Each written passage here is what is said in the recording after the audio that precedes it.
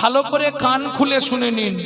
যারা বাড়িতে ঠাকুরের পুজো করেন, সে লক্ষ্মী ঠাকুর হোক, কালী ঠাকুর হোক, যে যার পুজো করেন, তো বাড়িতে তিনটে পাপ কাজ কোনো সময় করবেন না। কি কি তিনটে পাপ কাজ? কোন সময় কুড়ি ফুল তুলে ঠাকুরকে দেবেন না। যারা আমার ইউটিউব শোনে তারা নিশ্চয়ই এগুলো জানে। কোন সময় ৩-৪ দিনের বাসি পচা ফুল ভগবানকে দেবেন না। ২, ৩ নম্বর, যেটা আপনারা সব সময় পাপটা করেন, এটা করবেন না। সকালবেলা হাঁটতে যাবার নাম করে লোকের কাছে ফুল চুরি করে ঠাকুরকে দেবেন না।